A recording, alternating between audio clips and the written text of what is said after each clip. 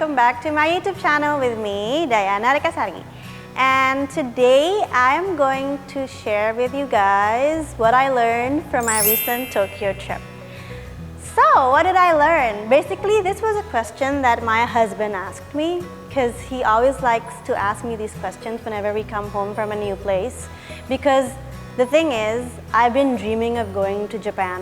Initially, we wanted to visit other cities in Japan, but because of some constraints and because of Shamir, we thought it would be tiring if we have to, visit a lot of places. So we just decided that we're gonna spend the whole 9 days in Tokyo.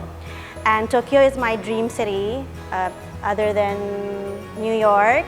So dream come true, Tokyo! So then my husband asked me after we came back, how do you feel after visiting your dream city? What did you learn from your Tokyo trip? I think it's interesting because when I wanted to go to Tokyo, I was imagining myself more of the fashion scene and the street style. I mean, I'm just being very honest that those were the things that I imagined. But when I actually was in Tokyo, I didn't really care much about the shopping. There were other things that actually touched my heart very deeply until today. I don't know why, but I think when I was in Tokyo, I was extremely emotional. Emotional as in, I cried so much. It's so weird. Maybe I was under drugs or something. Not like narcotics, but because I was coughing and I had flu and fever, so I had to take a lot of medicine, every day, 3 times a day. And maybe, I don't know, maybe I was under influence or something. Everything makes me cry because everything was just so beautiful in Tokyo. I see the garden, I'm like, oh my God, they're so beautiful, babe. And then I get teary and then I cry. It's so weird. I thought I was gonna go to Tokyo for the fashion scene, but then I was actually more attracted to other things, non-fashion. And that's good because something else actually filled my soul. So one of the things I learned from Tokyo, maybe number one is, I learned that the world would be such a better place if everyone was as friendly and helpful as the people in Japan. And I could see that, they are genuinely very caring. Even though they aren't able to speak English, but they would actually still help by trying to understand what you want. I've experienced a lot of really nice kindness in Tokyo towards me and my family. Once, me, Sharjil, and Shamir, we wanted to go to the taxi stand.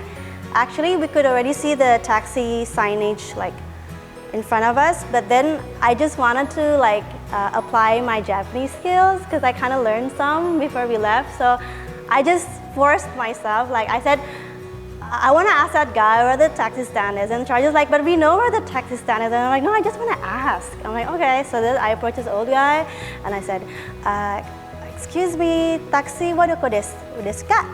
And then he started explaining, oh, taxi, and I was like, oh yeah, as if I didn't even understand. He actually took us to the taxi stand, so he walked with us. He waited for the taxi with us. And I already said, it's okay, thank you so much, you don't need to wait. And he insisted that he wanted to wait until we got inside the taxi. And then he left and said, bye. And I'm like, why is he so nice? And he's so old. So I'm like, wow. And there were a lot of those kind of acts, acts of kindness happened to our family in Tokyo. So yeah, that's what I learned from Tokyo. And then number 2, in terms of discipline and cleanliness, and tidiness, or things are just very organized over there. I just loved it. I remember we went to this kids indoor playground called Asobono because every day before we went for shopping or sightseeing, in the morning to the lunchtime, we would take Shamir to a playground. Usually we would take him to the park, but because that day it was raining, so we took him to Asobono indoor playground. And there it's something like Lollipop over here, but it's bigger and nicer, and they had a lot of toys.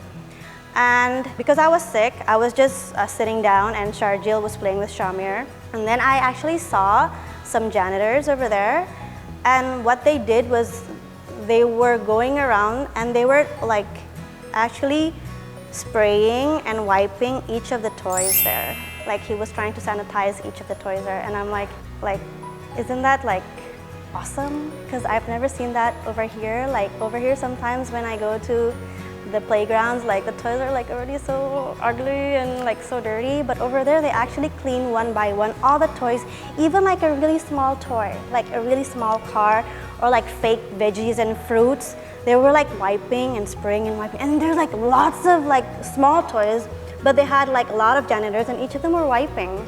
And then that made me cry. I was crying. I'm like, what's wrong with me?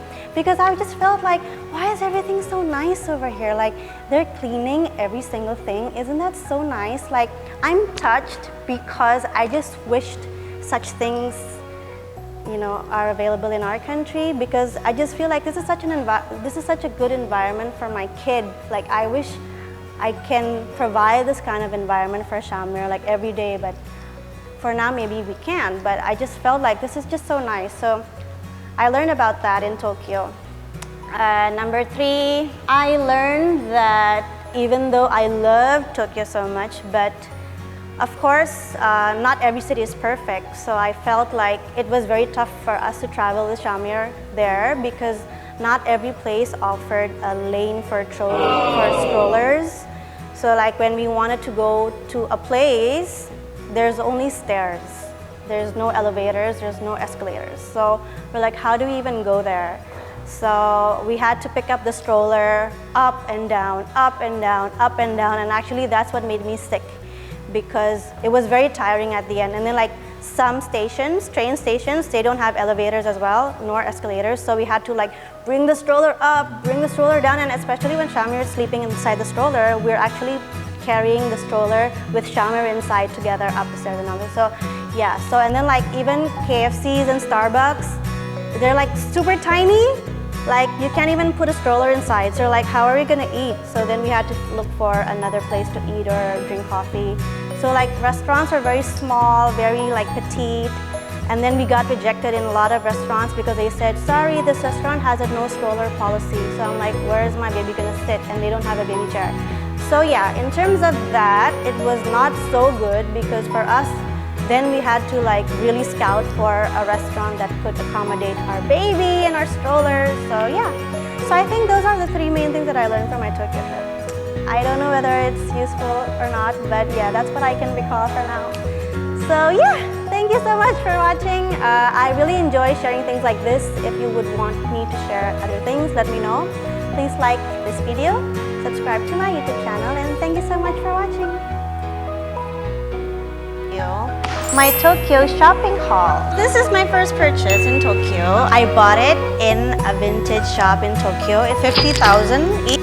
Why does Disneyland sell skulls like this? It's not even a Disney character. I have to buy like something that reminds us of Tokyo and put it on our shelf.